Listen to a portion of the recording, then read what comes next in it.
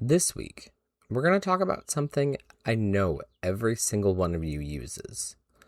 It transcends operating systems and services. It's bigger than any single manufacturer or industry standard. Today, we're talking about passwords, how they work, why the strong ones are strong, and what you can do to stop reusing the same one across all of your services. I know you all have gotten a variation of this email at some point in your life. Subject important. Your account may have been compromised. Hi, we're reaching out because a recent security incident involving a third-party service has exposed a portion of our user database. As part of our commitment to transparency, we wanted to let you know exactly what happened and what you can do right now. What was exposed? Your registered email address, the salted hash of your password, no plain text passwords, credit card numbers, or personal identification numbers were lost, so those remain safe. What does this mean for you? Because the hashes can be cracked with enough computing power, we recommend that you treat this as if your password might be discoverable. What you should do right now: change your password on this service and on any site where you reused the same credentials. Enable two-factor authentication if you haven't already. Review your account activity for any unfamiliar logins or changes. What we're doing: we've revoked the compromised authentication tokens and forced a password reset for all affected accounts. Our security team is conducting a full forensic review and tightening our methods. We've engaged an independent auditor to verify that no additional data was exposed. Okay, I know you've gotten that email at one point. But what does it really mean? And what can you do to mitigate the damage? Let's dive in. I'm Sudo, and this is Impractical Privacy.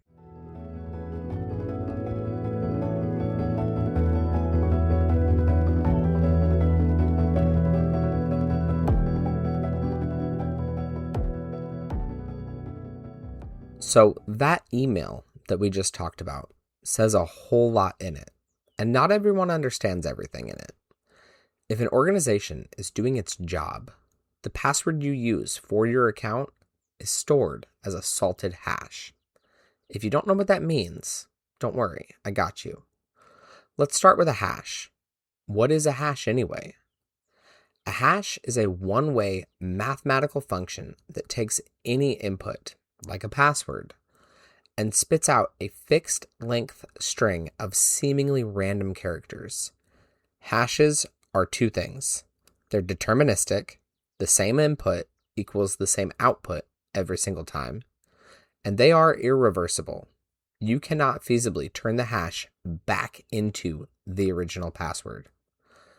Common hash algorithms that you might have heard of or seen on the internet are SHA-256, SHA-3, Blake-2, Argon-2, and other things like that. Imagine you drop a piece of paper with your password into the shredder. The shredded bits would be the hash. Looks nothing like the original sheet, and feasibly you can't reassemble the paper from the scraps. Now, they aren't perfect. There are problems with plain hashes. If you just store the raw hash of a password, an attacker who steals the database can run a dictionary or a rainbow table attack. A dictionary attack is to try common passwords, hash each one, and then compare it to the stolen hash. A rainbow table attack is pre-computed tables of billions of password hash pairs that let the attacker look up matching passwords instantly. Because the same password always produces the same hash, the attacker can reuse the same table across every breached site. Enter salt, the secret seasoning of passwords. A salt is a random string of bits that you concatenate or otherwise mix in with the password before hashing it. What this means is that your password is still hashed, but the stored value of it is the password plus the salt. For a salt to be effective, it needs to be unique per user. Each account gets their own random salt. and it needs to be stored alongside the hash. The salt isn't secret, it just needs to be unpredictable when the hash is computed. Why does this help? With a dictionary attack, without salt, the same hash for password 123 shows identically each time it's used. With salt, each user gets a different hash, forcing the attacker to recompute the dictionary for each salted hash. For a rainbow table attack, without salt, one table works for all users. With salt, tables become useless because they would need a separate table for every possible salt, which is practically impossible. Bulk cracking without salt, one crack cracks many accounts. With salt, cracking one account reveals nothing about another account. Think of a password as kind of like a plain bagel. Adding salt is like sprinkling a unique blend of spices on each bagel before baking it. Even if someone knows the recipe of the plain bagel, they can't guess the exact flavor of each individual one without tasting it. Okay, so now we know how passwords are hopefully stored on servers of services that you use. Let's talk about what makes a strong password. The old rule book, 8 characters, uppercase, lowercase, digit, and a symbol. Back in the day, that rule was like a medieval castle wall, solid until the catapult arrived. That catapult is a modern GPU. A modern graphics card can try billions of combinations per second. So your password 123 is basically a paper airplane in a hurricane. To be super clear here, you do not need insanely expensive hardware to power through password hashes. For reference on this, by 2026 standards, I have a mid-range gaming PC. It's an Intel i5 with an RTX 4060. My gaming rig can crush 10 million password hashes a second. Your password isn't as secure as you think it is. So let's talk some real password database leaks. LinkedIn in 2012, roughly 6.5 million user email addresses plus SHA-1 password hashes. Plain SHA-1 without a per user salt, just a single static salt that was the same for every account. Because the salt wasn't unique, attackers could run a single rainbow table against the entire dump. Within hours, they cracked a sizable chunk of the passwords, exposing the fact that a salt that isn't unique is essentially useless. Adobe in 2013, 150 million plus accounts, email addresses, usernames, MD5 password hashes, plus a per user salt. The salt was concatenated after the password. MD5 is a fast hash, but Adobe did add a per user random salt. However, the salt was stored in clear text alongside the hash. The presence of a unique salt prevented a single rainbow table, but because MD5 is very fast, attackers could still brute force weak passwords quickly. The breach highlighted that algorithm choice matters as much as salting. Ashley Madison in 2015 had 37 million accounts compromised. Email addresses, usernames, bcrypt password hashes. Bcrypt includes a built-in salt. Bcrypt automatically generates a unique 128-bit salt per password and embeds it in the resulting hash string. Because bcrypt is deliberately slow and incorporates a per user salt, the leaked hashes were much harder to crack. The breach still exposed usernames and emails, but the password hashes resisted mass cracking for a long time. MySpace in 2016 lost data for 360 million plus accounts. Email addresses, usernames, SHA-1 hashes with a per user salt. The salt was a 6-character random string. The salt was stored alongside the hash, but overall, the scheme still used plain SHA-1. The unique salts prevented a single rainbow table attack, but SHA-1's speed meant attackers could still brute force many weak passwords relatively quickly. GitHub in 2021 with 73 million user credentials. Username plus bcrypt password hashes, extracted from private repositories that accidentally contained .env files. Bcrypt again here with per user salts saving the day, as GitHub's own authentication system uses. The hashes were well protected. The real issue was the accidental exposure of the credential files, not the weakness of the hash itself. So, what's the takeaways from these leaks? Unique random salts are mandatory. A static or missing salt defeats the purpose entirely. Providers need to choose a slow, memory-hard hash, bcrypt, scrypt, or Argon2 ID. Fast hashes like MD5, SHA-1, or 256 let attackers try billions of guesses per second. Salt isn't a silver bullet. Providers still need a strong password policy, rate limiting, and multi-factor authentication. Operational hygiene matters. Even perfectly salted hashes can be exposed if you accidentally publish config files, backups, or logs. Historical breaches are teaching moments. They illustrate how a single weak link, no salt, fast hash, or sloppy DevOps can undermine an otherwise solid security posture. But the problem with knowing this is that you don't get to pick the salt or hash type the provider you're using uses. You likely can't convince them to switch hash types or change their salt method. You're a user of theirs, not their CTO. You can't get them to move to a better operational hygiene. So, what can you do? You fight back with how you use passwords. Gone are the 8-character long passwords of before. Minimum length, 12 characters. Length trumps complexity here. Every extra character adds exponential entropy, making brute force attacks astronomically slower. High entropy passwords are roughly 80 bits or more. Entropy measures randomness.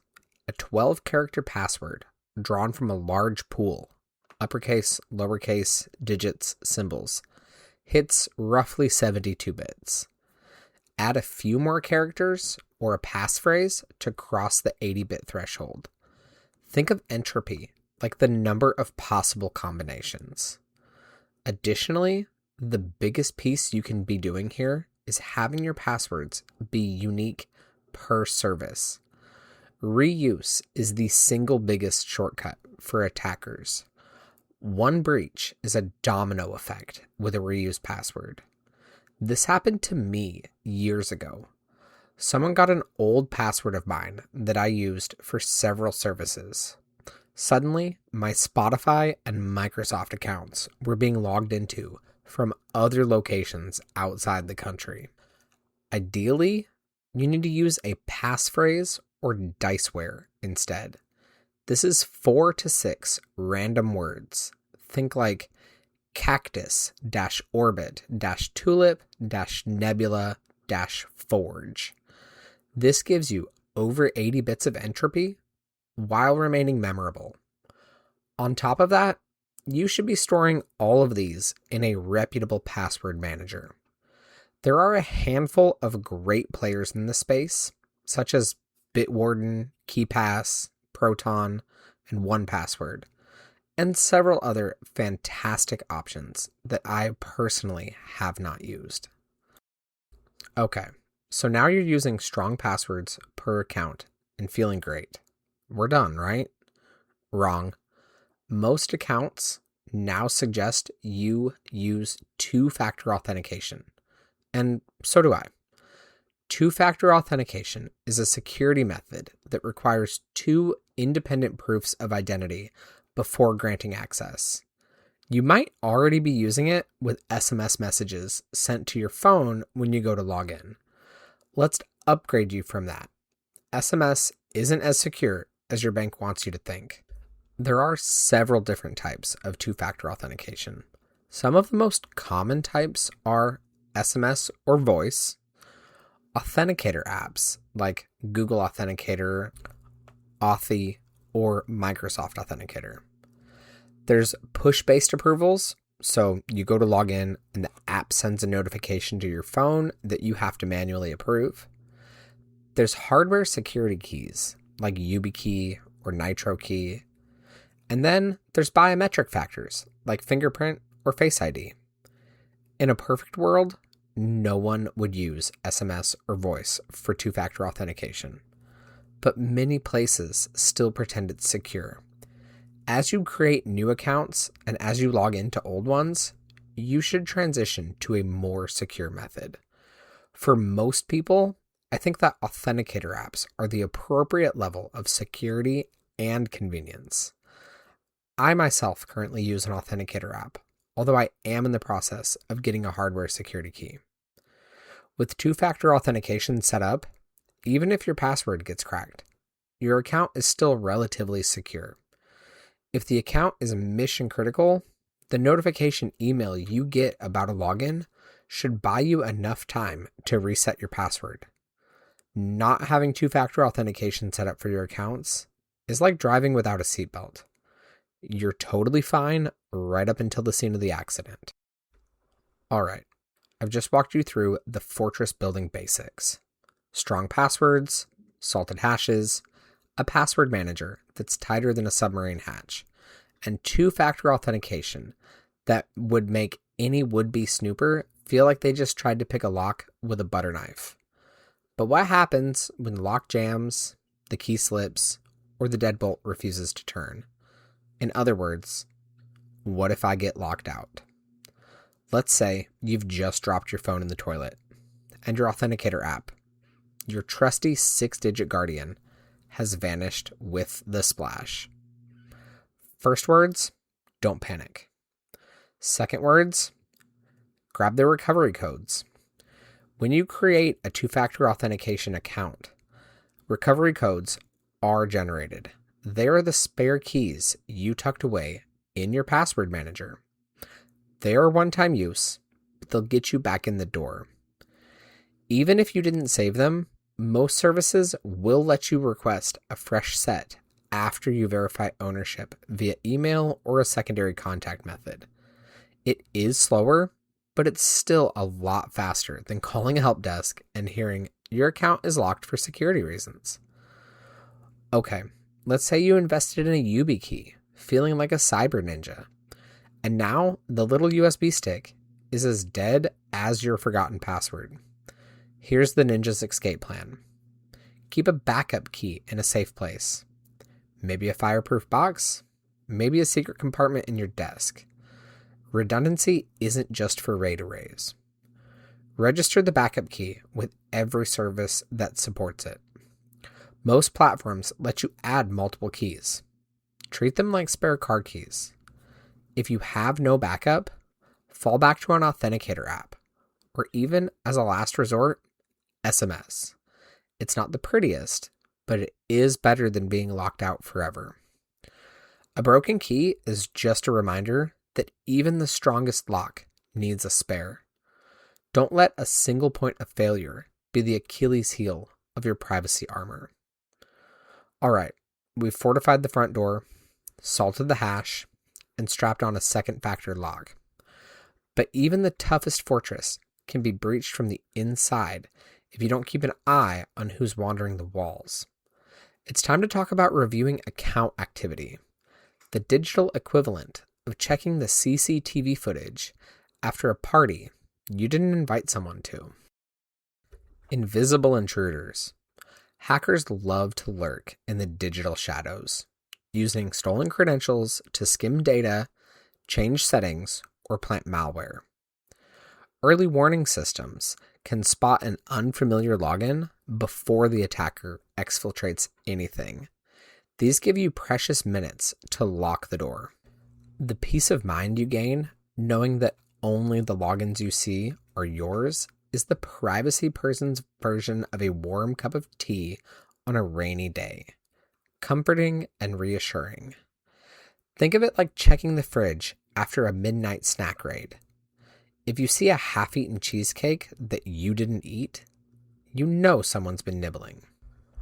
Where do you look? Let's talk about a few of the most common accounts. With Gmail or Google, it's under My Account, Security, Recent Security Events. For Apple IDs, it's under Settings, Apple ID, Password and Security, Devices. For a Microsoft or Outlook account, go to Account, Security, Sign-in Activity. Facebook or Instagram, head to Settings, Security and Login, where you're logged in. How do you read the logs? They will almost always include the following types of data. Date and time.